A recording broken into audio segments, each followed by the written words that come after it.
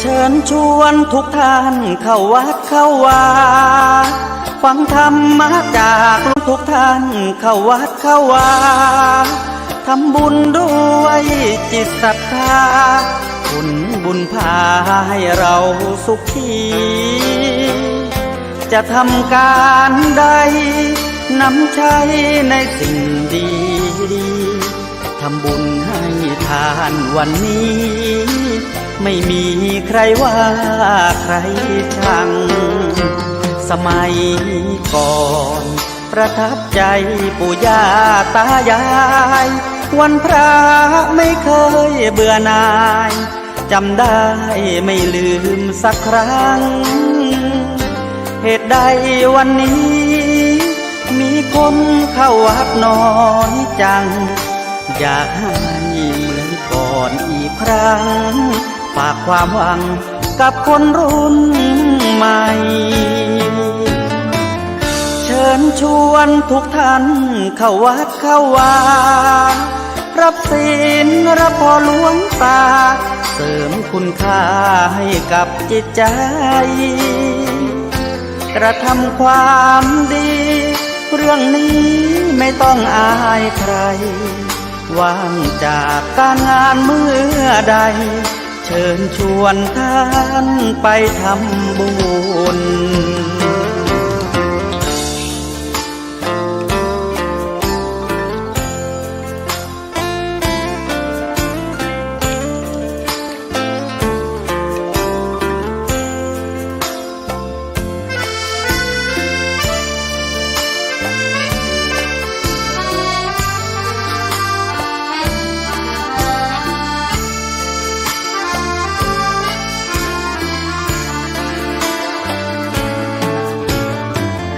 เชิญชวนทุกท่าน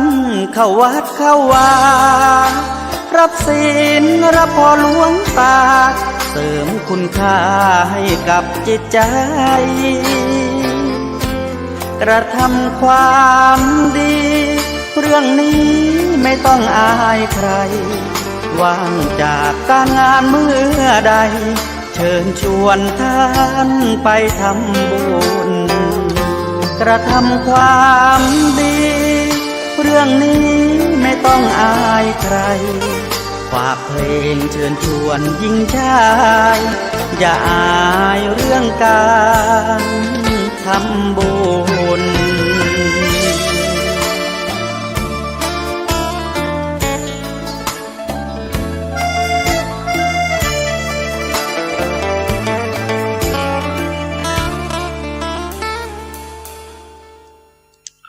ขอถวายความเคารพพระมหาเถรานุเถระครูบาอาจารย์เจ้าทั้งหลายจุตนจุองค์เจริญสุขเจริญธรรมจงได้บังเกิดมีแก่สาธุชนพุทธบริษัททั้งหลาย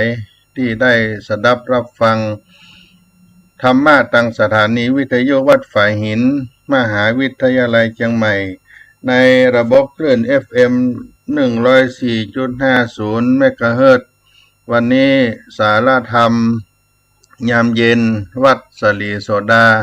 พระอารามหลวงโดยอัตมาภาพท่านพระครูปัญญาสังฆการได้มาพบพี่น้องสาธุชนท่านผู้ฟังทั้งหลายในวันที่วันอังคารที่6 มิถุนายน 2566วันนี้เลข6มายาว6ก็เป็นเมื่อข้าวยามเย็นตะกี้ฟ้าฝนก็ตกลงมาไปจุ่มเย็นตกมาก็เกิดความชุ่มความเย็นขึ้นมา ช่วงบ่ายวันนี้ศรัทธาญาติโยมก็ได้เดินทางไปร่วมประชุมกับคณะสงฆ์ตำบลสุเทพเขต1เขต2ครั้งที่ประจำปีพุทธศักราช2566ที่วัดป่าแดงมหาวิหารตำบลสุเทพอำเภอเมืองจังหวัดเชียงใหม่ก็มีการได้ผู้ได้จาหารือกันมีหลายเรื่องหลายประการก็จะได้นำมามาเล่ากับท่านผู้ฟังแห่งกรรมหนึ่งแต่ต้นรายการนี้ขอนำสุภาษิตโบราณล้านนาเอามาปั่นมาฝากพี่น้องท่านสาธุชนทั้งหลายที่ได้สดับรับฟังในเมื่อค่ำยามเย็นวันนี้เสนอในสุภาษิตล้านนาไทยในบทที่ว่าจับใจแห้งบ่แน่นใจกาจับใจครูบาบ่จับใจพระน้อยจับใจแห้งบ่แน่นใจกาจับใจครูบาบ่จับใจพระน้อยในความหมายก็เป็นเรื่องของนานาจิตตังศรัทธาญาติโยมนานาจิตตังตั้งจิตตั้งใจจาดจับใจแห้งบ่แน่นใจกาจับใจครูบานาใจพระน้อยนิ้วแม่โคหลวงบ่เหมือนนิ้วก้อยล่ำปิดดูกอยก็แต่นานาจิตตังเอาอย่างกันแลจักเอาสั่งแน่คนเฮาขันแนมขวดลูกตั้งเราและเขาจ้างนักแบ่งเบาเอาตามคนได้จาดจับใจแห้งบ่แน่นใจกาจับใจครูบานาใจพระน้อยนิ้วแม่โคหลวงบ่เหมือนนิ้วก้อยร่ำปิดดูกอยกอดแต่นานาจิตตังเอาอย่างกันแลจักเอาสั่งแน่คนเราคะแนนขวดรู้ตั้งเราและเขาจ้างนักแบ่งเบาเอาตามควรได้จัดจับใจแห้งบ่แน่นใจกาแสนที่จะถูกใจเต็มใจจับใจครูบานาใจพระน้อยถูกใจครูบาก็นาใจก็นักใจพระน้อยหรือสามเณรนิ้วแม่โคหลวงหัวแม่มือบ่เหมือนนิ้วก้อยความใหญ่ความแตกต่างกันนิ้วแม่โคก็ใหญ่แต่มันสั้นนิ้วก้อยก็สั้นแต่เล็กแต่น้อยนะ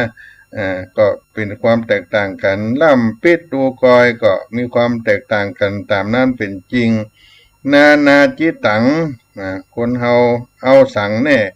ก็บ่ได้เอาอย่างมาแน่ก็บ่ได้เพียงขอให้ตระหนักตึงเปิ้นตึงเฮาขันแนมขวดหูตั้งเราและเขาจ้างนักแบ่งเบาเอาตามคนได้ถูกใจแห้ง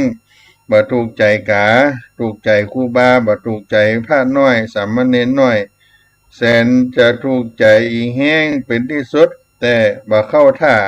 ในความคิดของอีกาเช่นความคิดดีๆของครูบา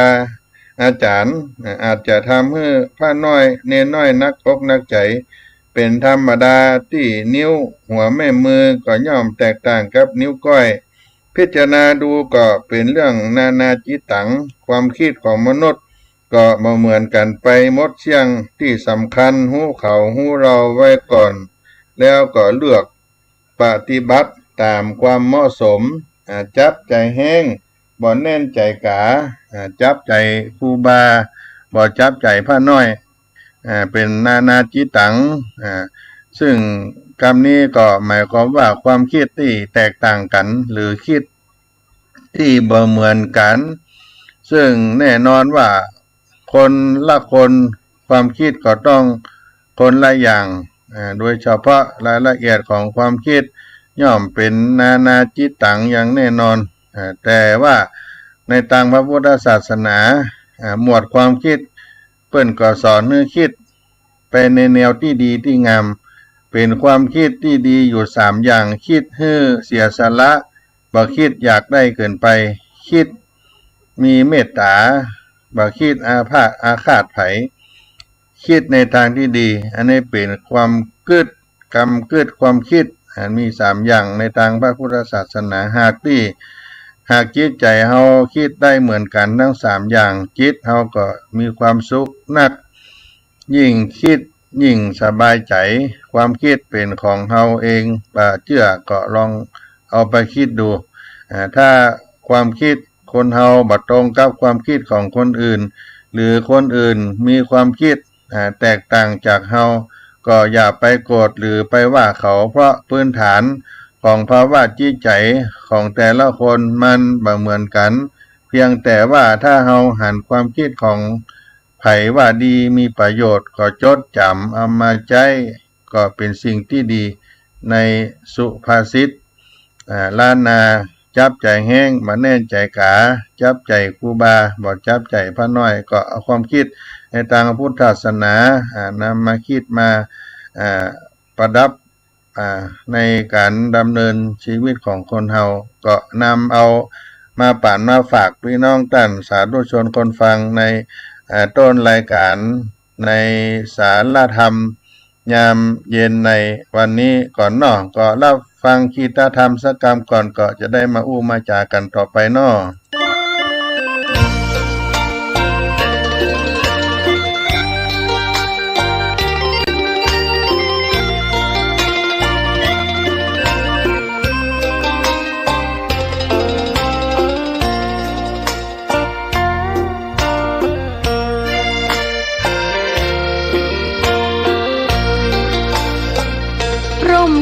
ไหนเล่า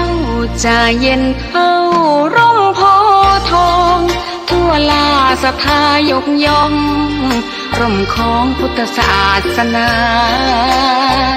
ยิ่งกว่าร่มใดกันแดดไฟฝนลมนาแผ่กิ่งก้านสาขาปกคลุมประชาทุกชีวิตเย็นใดไหนเล่าจะเทียมเท่าเย็นใจพระธรรมที่ทรงตรัสไว้เป็นความจริงใสตรัสไว้ด้วยดีผู้ทำเห็นเองไม่จำกัดการเวลานาทีผิดถูกแก้กันตรงนี้จะไม่มีเรื่องราวก่อกวนพุทธศาสนาเชื่อมมากับเมืองสยามวัดบ้านโรงเรียนเขตข้ามปฏิบัติตามแม่ยามเรรวนคิดทำสิ่งใด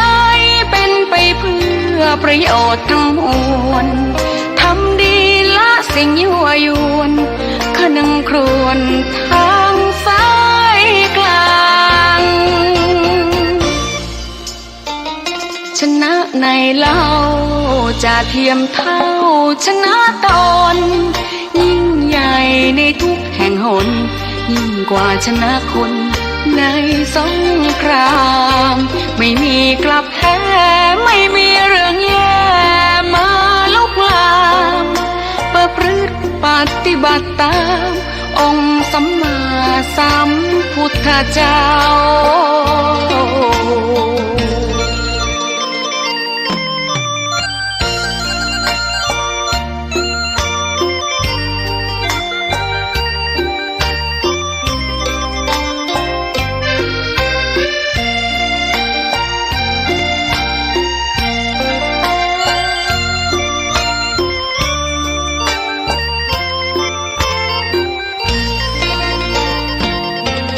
ศาสนา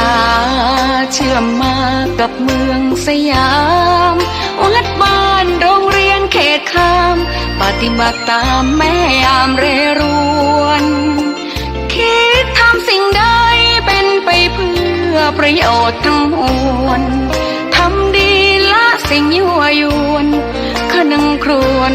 ทางสายกลาง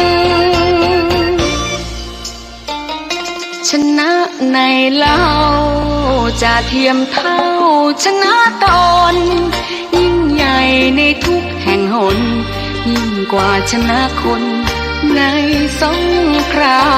มไม่มีกลับแพ้ไม่มีเรื่องแย่มาลุกลามประพฤติปฏิบัติตามองค์สัมมาสัมพุทธเจ้า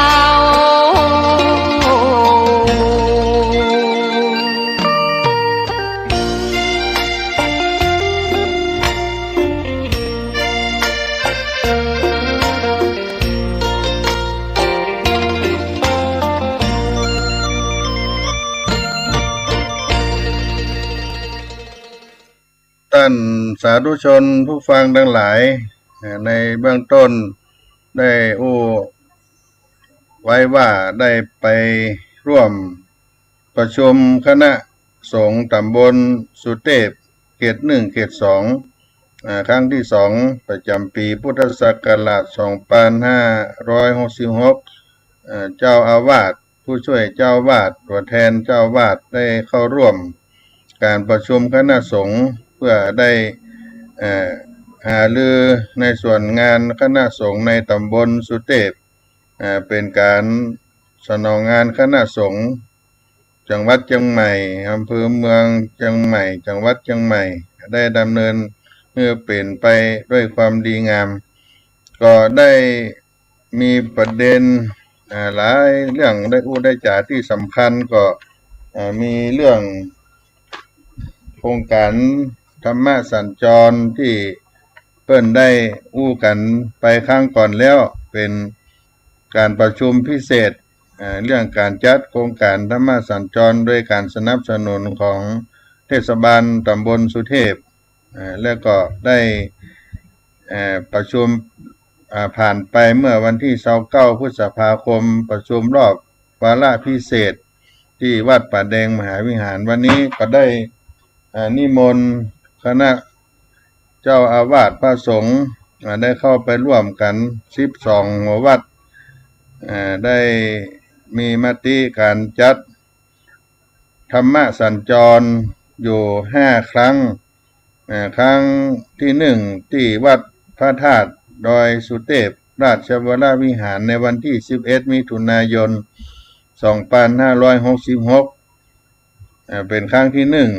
ที่ขวงพระธาตุเจ้าดอยสุเทพครั้งที่2ที่วัดโป่งน้อยวันที่15กรกฎาคม2566ครั้งที่3ก็วัดอุโมงค์สวนพุทธธรรมวันที่9สิงหาคม2566ครั้งที่4ที่วัดล่ำเปิงตะโพธารามวันที่8กันยายน2566อันนี้เป็นครั้งพิเศษที่ในนามของคณะสงฆ์อำเภอเมืองเชียงใหม่ได้นิมนต์ทุกตำบลได้มาร่วมและครั้งสุดท้ายปิดรายการที่วัดสลีโสดาพระอารามหลวงวันที่22กันยายน2566ก็เป็นการทำงานของคณะสงฆ์ที่จะได้ทำในปี2566เป็นงานธรรมสัญจรเพื่อจะได้นำศรัทธาประชาชนได้เข้าร่วมกิจกรรมทางคณะสงฆ์ด้วยงานพระพุทธศาสนาในวันสำคัญต่างๆที่จะได้จัดกิจกรรมเชิดชูพระรัตนตรัยและที่สำคัญก็จะได้มีแนวคิดในการทำงานร่วมเพื่อได้เชิดชูครูบาเจ้าสลีวิจัยตนบุญแห่งล้านนาไทยได้เสนอเป็นบุคคลสำคัญของโลกที่ผ่านมาเปิ้นก็ได้มีการประชุมที่วัดพระธาตุดอยสุเทพครูบาเจ้าศรีวิจัยเสนอชื่อยูเนสโกเพื่อได้รับการยกย่องเป็นบุคคลสำคัญของโลกด้านการศึกษาศาสนาวัฒนธรรมและสันติภาพที่ผ่านมาในวันที่17มีนาคม2566ที่วัดพระธาตุเจ้าดอยสุเทพวัดพระธาตุดอยสุเทพราชวรวิหารอำเภอเมืองเชียงใหม่ที่รัฐมนตรีว่าการกระทรวงศึกษาธิการได้กล่าวภายหลัง การร่วมคณะพลเอกประยุทธ์จันทร์โอชานายกรัฐมนตรีลงพื้นที่รับฟังข้อเสนอสนับสนุนแผนแม่บทโครงการเสนอชื่อครูบาเจ้าสลีวิจัยเป็นบุคคลสำคัญของโลกและก็ติดตามการดำเนินงานในจังหวัดเชียงใหม่ว่าสอดทมีบทบาทในการสนับสนุนการดำเนินงานขับเคลื่อนการเสนอชื่อครูบาเจ้าศรีวิจัยอินตาเฟือนศิริวิจัยโยได้รับการยกย่องเป็นบุคคลสำคัญของโลกในด้านการศึกษาการศาสนาวัฒนธรรมและสันติภาพที่รัฐมนตรีว่าการกระทรวงศึกษาธิการได้กล่าวต่อในวาระครบรอบ150 ปีชาติการครูบาเจ้าศรีวิจัยปีพุทธศักราช 2571 ต่อองค์การศึกษาวิทยาศาสตร์และวัฒนธรรมสหประชาชาติหรือยูเนสโกที่จะได้ขอเสนอชื่อต่อไปเพราะฉะนั้นการจัดกิจกรรมต่างๆก็จะเป็นการเชิดชูบารมีธรรมของครูบาเจ้าศรีวิจัยครูบาเจ้าศรีวิจัยตามประวัติที่เปิ้นได้ระบุได้กล่าวกันไว้ว่าท่านได้เกิดในปีขานเดือน9เหนือหรือเดือน7ของภาคกลางตรงกับวันขึ้น11ค่ำจุลศักราช1240เวลาพบค่ำเป็นวันอังคารที่11มิถุนายน2421ที่หมู่บ้านปางตำบลเม็ดตื่นในปัจจุบันนี้เป็นตำบลศรีวิจัยอำเภอลี้จังหวัดลำพูนท่านเป็นลูกของพ่อควายแม่อุษามีพี่น้องทั้งหมด5 คนบ้านเกิดเปิ้นแต่เดิมก็พ่อแม่ที่เปิ้นย้ายมาอยู่ที่บ้านปางที่ครูบาเจ้าศรีวิจัยได้ถือกำเนิดเกิดมาพระอาทิตย์ค่อยต่ำลงใกล้จะค่ำพบค่ำยามเย็นประมาณ6 โมงเย็นเป็นต้นไปนี่พ่อควายและญาติพี่น้องก็ได้ดูแลการเกิดการคลอดของแม่อุษาอย่างเต็มที่และในคณะนั่นก็เกิดฟ้าอากาศที่สว่างสวัยก็มืดครึ้มเป็นฝนเป็นลมพายุพัดกระหน่ำฝนฟ้าทะถังตกลงมาอย่างนักและก็มีเสียงฟ้าร้องคำรามสนั่นหวั่นไหวเปรียบเดือนดังอินตาเฟือนจนกระทั่งในที่สุดแม่อุษาก็ได้คลอดเล็กน้อยออกมาด้วยเวลานั้นพร้อมกับเสียงร้องไห้เป็นที่น่าอัศจรรย์มีเมื่อเสียงฝนพายุ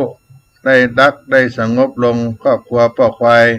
ก็ได้มานั่งพิจารณาเด็กน้อยนี้ที่เกิดมาก็ใส่ชื่อว่าอินตาเฟือนหรืออินตะเฟือน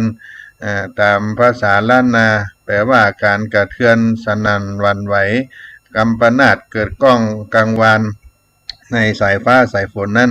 เมื่อครั้งมีอายุหนุ่มเยาว์วัยอายุได้17 ปีอินตาเฟือนได้มีใจหลิงลู่เข้าในตังธรรมเป็นเด็กวัดเป็นขยมที่วัดบ้านปางบ้านเกิดกับครูบาคัตติยะได้ศึกษาเล่าเรียนก่อนที่จะได้บรรพชาเป็นสามเณรจนรู้ถึงอายุ18 ปีก็ได้บรรพชาเป็นสามเณรอินตาเฟือนที่วัดบ้านปางและเมื่ออายุได้21 ปีก็ได้อุปสมบทที่วัดบ้านโฮงหลวงจังหวัดลำพูนได้รับฉายาว่าสิริวิชโยภิกขุหรือคนทั้งหลายได้นำเอาฉายานั้นมาทับชื่อเรียกเป็นพระศรีวิจัยหรือพระสลีวิจัยพระศรีวิจัยพระสลีวิจัยก็เป็นที่ล่ำลือกันว่าท่านได้เป็นผู้มีศีลาจารวัดงดงามในการคบการฉันต่างๆนานาบ่ฉันอาหารที่ เจือปนไปด้วยเนื้อสัตว์ต่างๆตั้งแต่อายุท่านได้26 ปีฉันอาหารมื้อเดียวฉันข้าวคาบเดียวมักจะเป็นอาหารที่เป็นพืชผักต่างๆนานาในด้านจริยาวัดแข่งขันของท่านตามมือศรัทธาทั้งหลายได้เชิดชูในคุณงามความดีในปฏิบัติข้อวัดของท่านท่านไปสร้างผลงานต่างๆนานาทั่วแว่นแคว้นล้านนาครูบาเจ้าศรีวิจัยก็มีชื่อนามที่คนทั้งหลายได้ขนานนามว่าครูบาเจ้าศีลธรรมเพราะเอาศีลเอาธรรมเป็นข้อวัดปฏิบัติดังนี้และก็เมื่อท่านได้ครูบาคัตติยะท่านได้มรณภาพลงครูบาเจ้าศรีวิจัยก็ได้จัดการทำบุญส่งสักการสรีระสังขารครูบาอาจารย์ไปด้วยที่บ้านปังเป็นที่เรียบร้อยแล้วก็ได้รับการแต่งตั้งเป็นเจ้าวาดแทนจากนั้นก็ได้ย้ายวัดเก่าขึ้นไปตั้งบนม่อนดอยใส่ชื่อว่าวัดสลีจอมสลีไซมูลบุญเรืองหรือวัดสลีดอนใจไซมูลบุญเรืองที่อยู่ในหมู่บ้านปังชื่อเสียงครูบาเจ้าศรีวิจัยก็ดังไปหลายทั่วสารทิศไปทุกหนทุกแห่งคนทั้งหลายได้ทราบได้รู้ก็ได้อาราธนาท่านไปช่วยเกิดช่วยสร้างถาวรวัตถุต่างๆในทั่วแว่นแคว้นล้านนาที่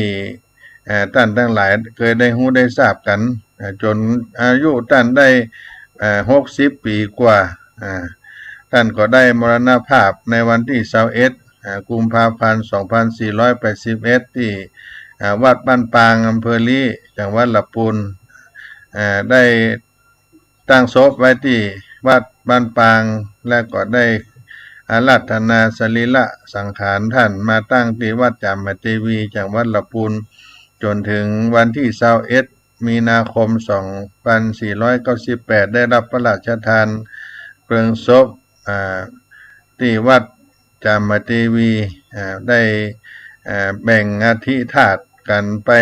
ตามที่ต่างๆวัดจามเทวีวัดสนดอกวัดบ้านปางวัดสลีคมคำวัดพระธาตุจ่อแฮวัดที่สำคัญที่ท่านได้ไปบูรณะเพื่อให้ได้ไปกราบไปไหว้สักการะรำลึกถึงท่านได้เป็นผู้มีพระคุณแล้วก็ได้เสนอชื่อท่านเป็นบุคคลสำคัญของโลกด้วยเพราะฉะนั้นท่านสาธุชนทั้งหลายก็จะต้องได้สนับสนุนรำลึกถึงบุญคุณท่านในส่วนของที่ตำบลสุดเทพของเฮาคณะสงฆ์วัดสลีโสดาคณะสถาบันน้ำตกให้แก้วก็ได้จัดการรำลึกมุทิตาต่อครูบาเจ้าศรีวิจัยมาทุกปีเมื่อครบรอบวันคล้ายวันเกิดหรือชาติกาล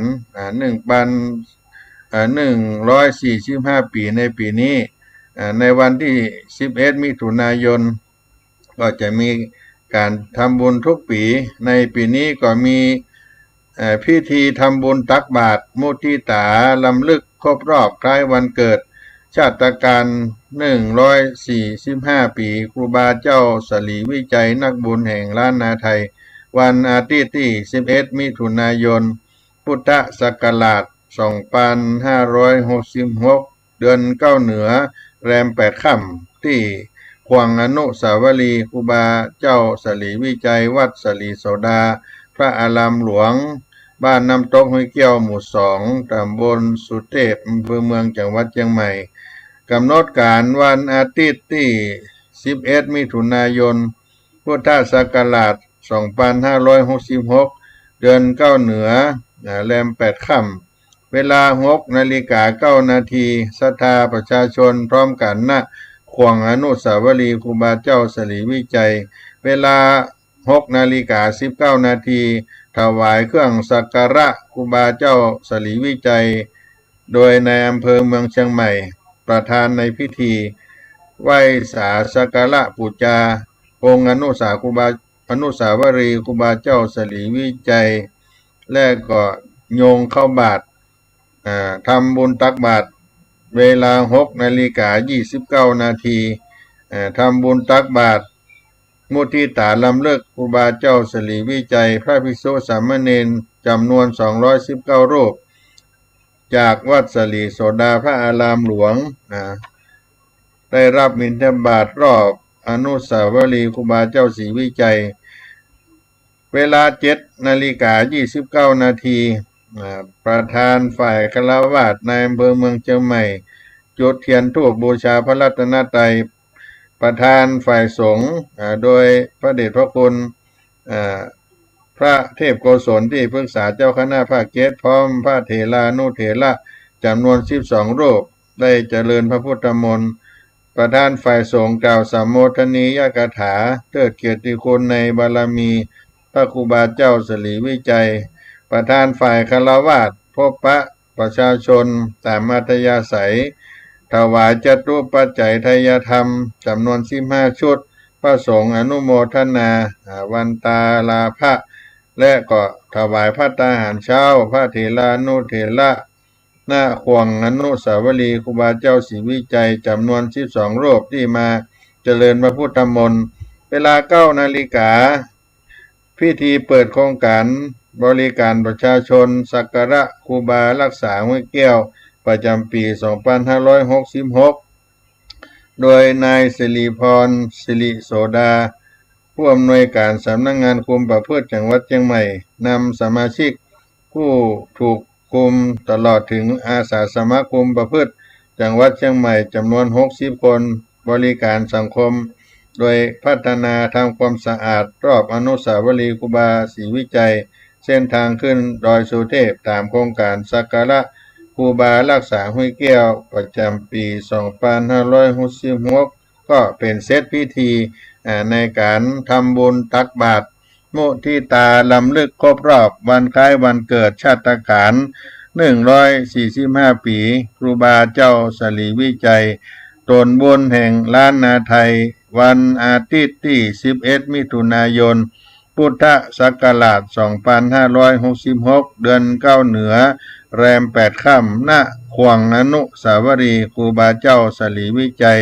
วัดสลีโสดาพระอารามหลวงบ้านน้ำตกห้วยแก้วหมู่2ตำบลสุเทพอำเภอเมืองจังหวัดเชียงใหม่ขอเชิญชวนพุทธศาสนิกชนทั้งหลายได้ร่วมน้อมรำลึกมุทิตาครูบาเจ้าสลีวิจัยนักบุญตนบุญแห่งล้านนาไทยเพื่อได้เชิดชูปาลมีธรรมเสริมนำมือตั้นได้เป็นบุคคลสำคัญของโลกในปีพุทธศักราช 2571 ที่จะมาถึงนี้วัดสลีโสดาพระอารามหลวงในเมตตาธรรมของพระเดชพระคุณหลวงพ่อท่านเจ้าคุณพระเทพโกศลเจ้าอาวาสวัดสลีโสดาพระอารามหลวงศรัทธาบ้านน้ำตกห้วยแก้วตำบลสุเทพอำเภอเมืองเป็นผู้ดำเนินการต้อนรับคณะสงฆ์ศรัทธาสาธุชนทั้งหลายก็มาร่วมกัน11 มิถุนายน 2566 ขวงอนุสาวรีย์ตันครูบาเจ้าสลีวิจัยทำบุญเป็นการเชิดชูปาลมีธรรมต่อครูบาเจ้าที่ได้เป็นผู้มีคุณูปการต่อพระพุทธศาสนาประเทศชาติบ้านเมืองของเราคนตั้งหลายที่ได้มากราบมาไหว้สักการะบูชาครูบาเจ้านั่นก็ได้มาไหว้กันตลอดที่อนุสาวรีย์ได้มีการสักการะบูชาตลอด24 ชั่วโมงกลิ่นธูปควันเทียนนั่นก็เหมือนคุณงามความดีของท่านครูบาเจ้าสลีวิจัยที่ฟุ้งกระจัดกระจายไปทั่วบ้านทั่วเมืองบอกว่าคนไทยต่างประเทศเมื่อได้มาศึกษาประวัติ ท่านเจ้าครูบาสลีวิจัยหรือครูบาเจ้าศีลธรรมก็ได้มีความศรัทธาและประพฤติปฏิบัติตามรอยท่านเจ้าครูบาสลีวิจัยครูบาเจ้าศีลธรรมเป็นอย่างยิ่งเพราะนั้นก็โอกาสนี้เชิญชวนท่านทั้งหลายได้ร่วมกันในควงอนุสาวรีย์ครูบาเจ้าสลีวิจัยในการรำลึกครบรอบชาติการ145 ปีวันเกิดของครูบาเจ้าศรีวิจัยในวันอาทิตย์ที่11 มิถุนายนพุทธศักราช2566 เดือน9เหนือแรม8ค่ำเนอะก็พักกันสักกรรมก่อนเนาะจะได้รับฟังคีตธรรมจากวัดสลีโสดาพระอารามหลวงเนาะ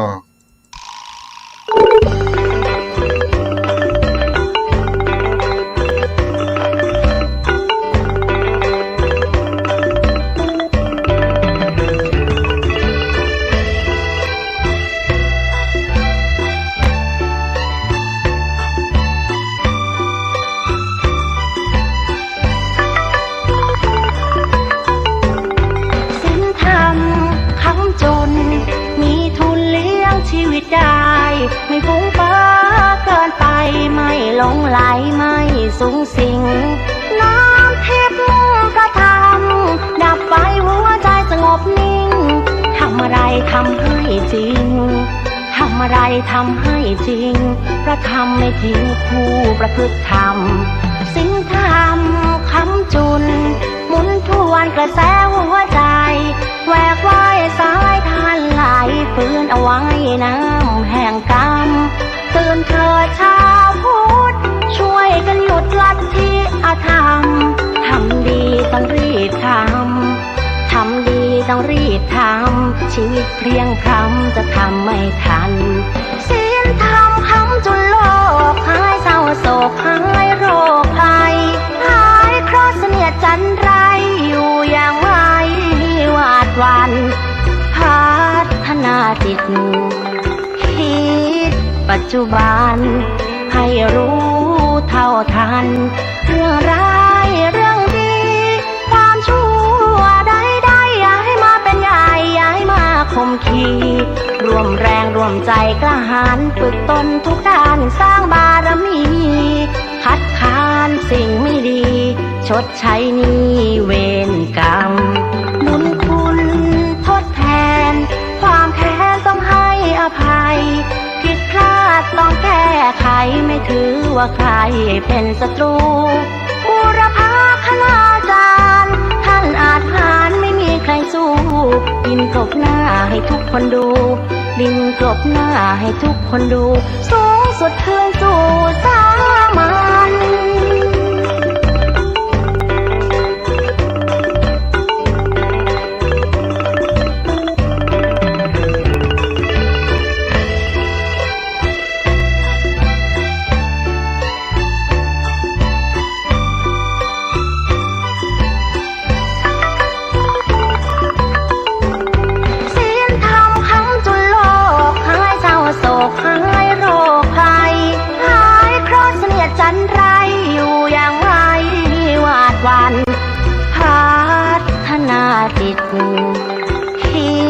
ปัจจุบันให้รู้เท่าทันเรื่องร้ายเรื่องดี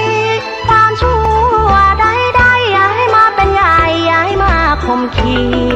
รวมแรงรวมใจกล้าหาญฝึกตนทุกด้านสร้างบารมีคัดค้านสิ่งไม่ดีชดใช้หนี้เวรกรรม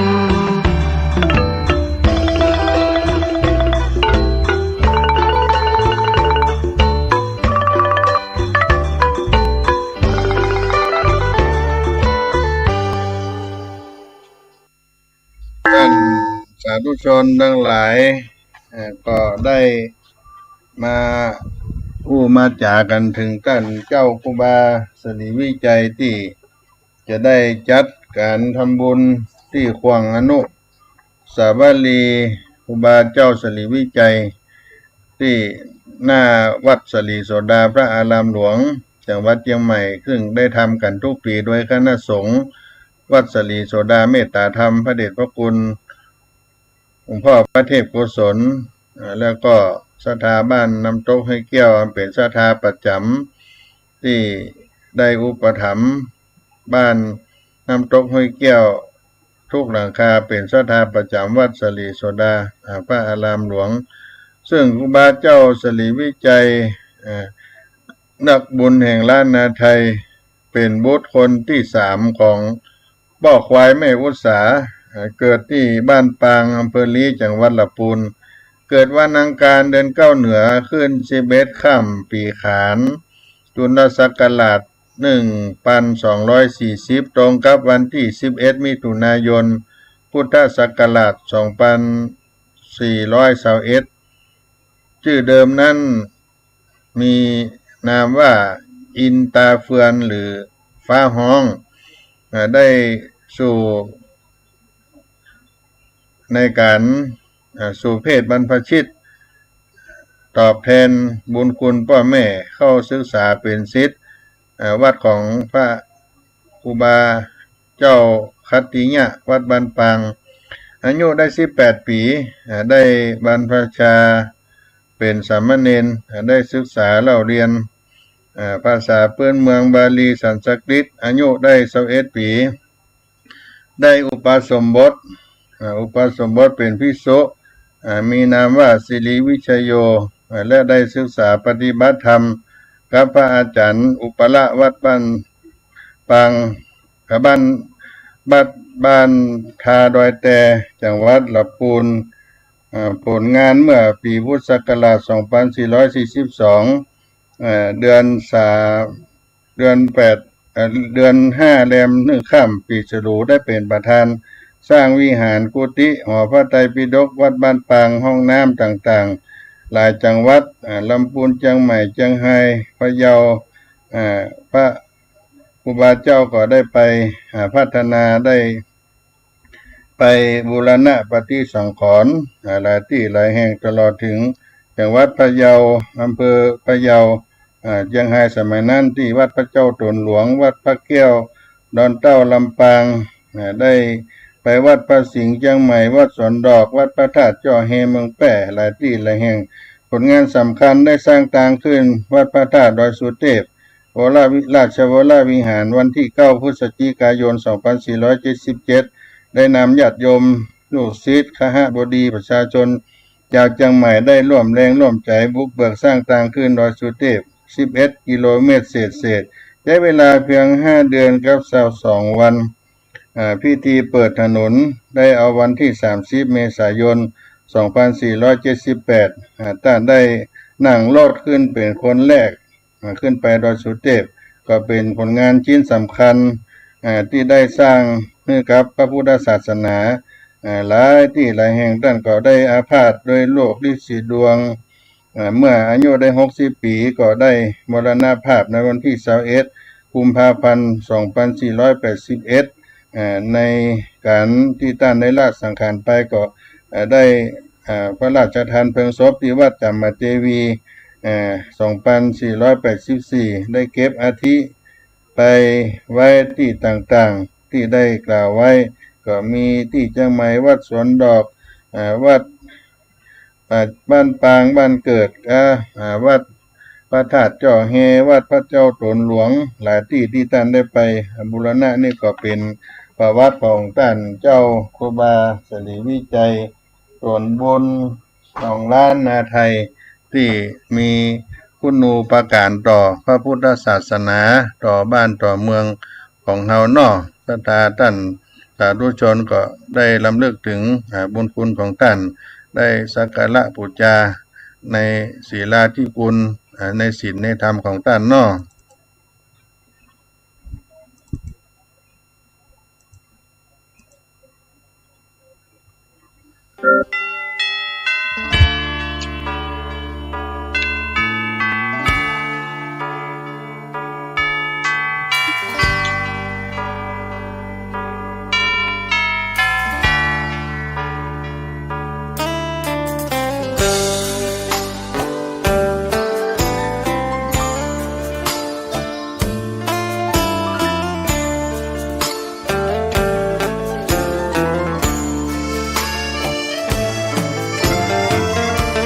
ญชวนทุกท่านเข้าวัดเข้าวาฟังธรรมะจากหลวงตาเสริมชีวาให้สุขสดใสยึดมั่นหลักธรรมคำสอนไว้ให้ขึ้นใจความดีรีบทำกันไว้หญิงชายอย่าได้นายนี้เชิญชวนทุกท่านเข้าวัดเข้าวาทำบุญด้วยจิตศรัทธาผลบุญพาให้เราสุขีจะทำการใดนำใช้ในสิ่งดีดีทำบุญให้ทานวันนี้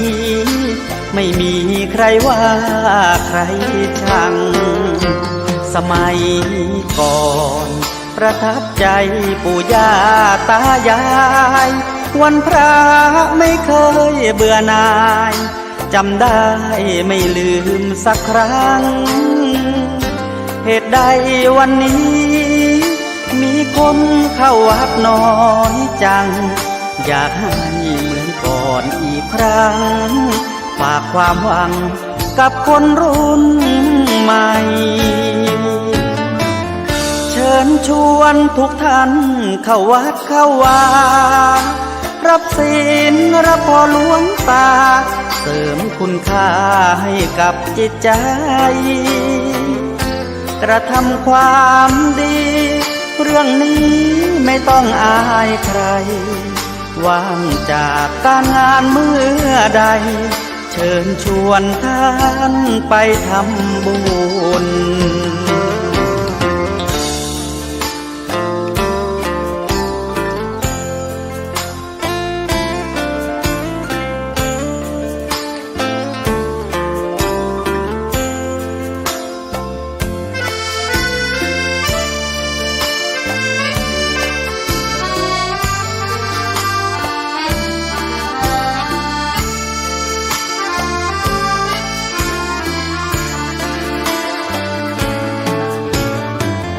เชิญชวนทุกท่านเข้าวัดเข้าวารับศีลรับพรหลวงตาเสริมคุณค่าให้กับจิตใจกระทำความดีเรื่องนี้ไม่ต้องอายใครว่างจากการงานเมื่อใดเชิญชวนท่านไปทำบุญกระทำความดีเรื่องนี้ไม่ต้องอายใครฝากเพลงเชิญชวนหญิงชายอย่าอายเรื่องการทำบุญ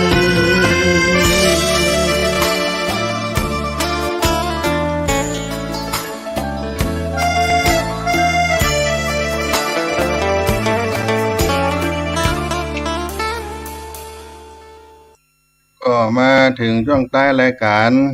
สารธรรมยามเย็นโดยอาตมาภาพท่านพระครูปัญญาสังฆการได้มาดำเนินรายการ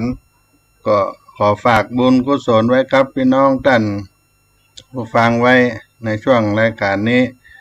ทำบุญครบรอบวันคล้ายวันเกิดครูบาเจ้าสลีวิจัยส่วนบุญของล้านนาไทยที่ขวงอนุสาวรีย์ท่านครูบาเจ้าสลีวิจัยหน้าวัดสลีโสดาพระอารามหลวง3 แยกบ้านน้ำตกห้วยแก้วก็ทุกปีก็ได้จัดกันถ้าหากท่านใดประสงค์จะร่วมบุญกุศลบุญกินบุญทานจะเป็นโรงทานก็ดีเป็นเจ้าภาพทำบุญต่างๆนานาตั้งโรงทานตอนเจ้าโรงทานภัตตาหารถวายภัตตาหารเจ้าก็ติดต่อ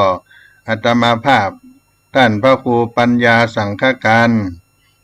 0611785839ท่านพระครูปัญญาสังฆการ0611785839จะรับเป็นเจ้าภาพ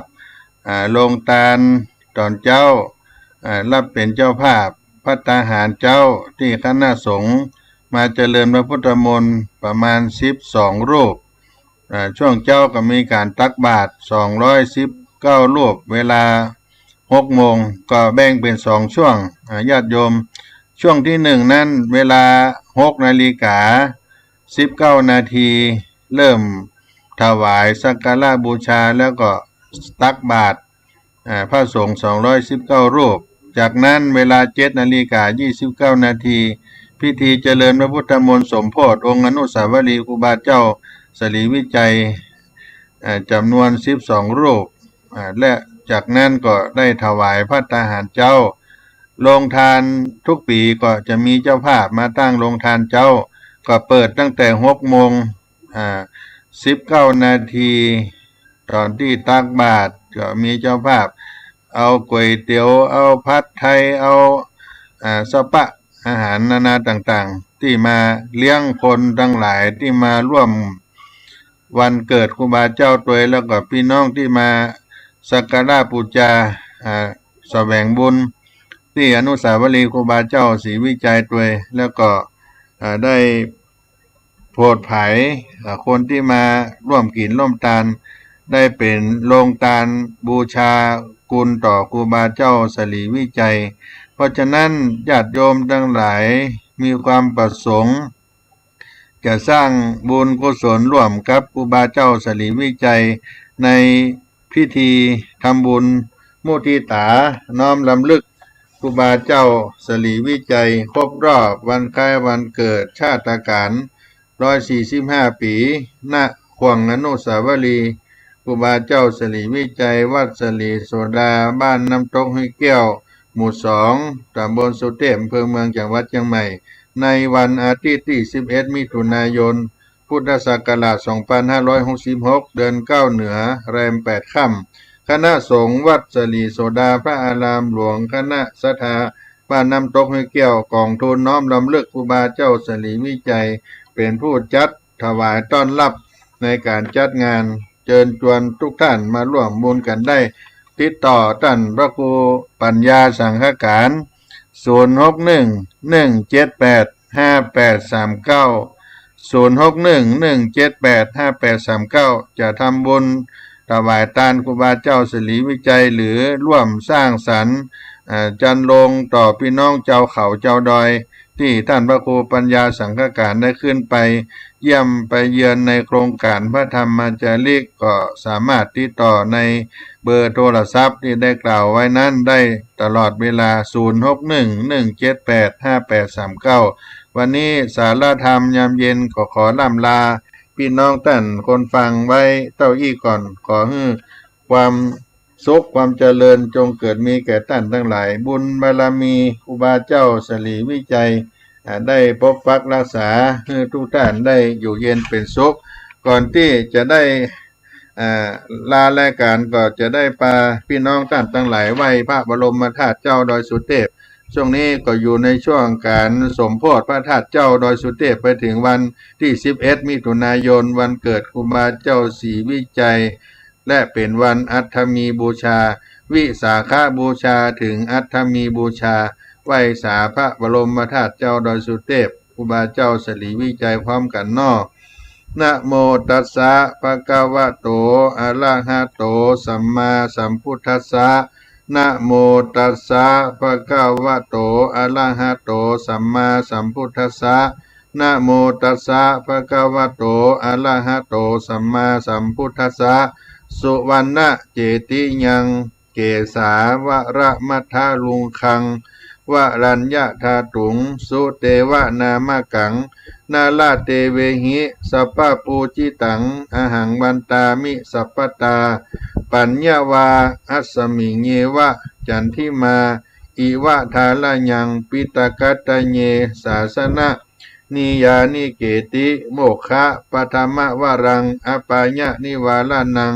อรหังสักกะโสปานังปัทมังอุปชังกหาเปตัว ปัตตาจีวาลังยังชาตังสังฆมาเชปุชฉาสวาหะอัญญังวุจติสีวิจัยญาจนะมหาเถโลสัปปะลาโพนิลันตาลัง ตามหังสังฆังศีลสานามามิวันตามิพันเตสัปปังอปาราตังคัมมะทะเมพันเต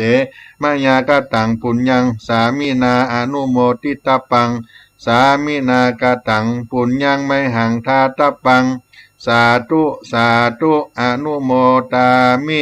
จัตตาโลธรรมาวัฏันติอายุวันโนสุขังปะลัง